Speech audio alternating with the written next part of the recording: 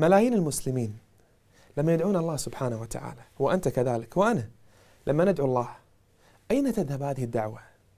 لها 3 احتمالات. الحالة الأولى أن تصعد الدعوة منك وتذهب إلى الله سبحانه وتعالى، ثم تنزل كما دعوت، يستجيب الله دعوتك.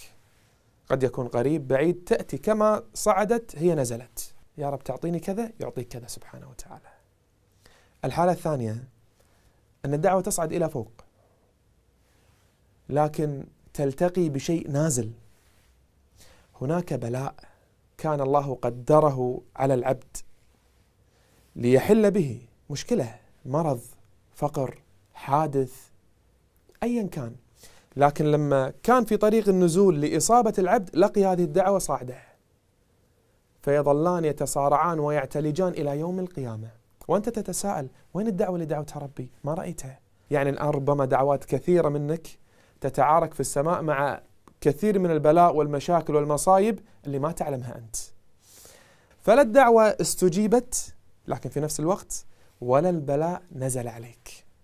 الحالة الثالثة أن الدعوة تصعد، تذهب، تصل، لكن لا ترجع. أين ذهبت؟ ستراها يوم القيامة بإذن الله حسنات توضع في ميزان حسناتك. تتمنى عندئذ أن دعواتك كلها ما استجيبت لك وكانت حسنات ليثقل بها الميزان يوم القيامة.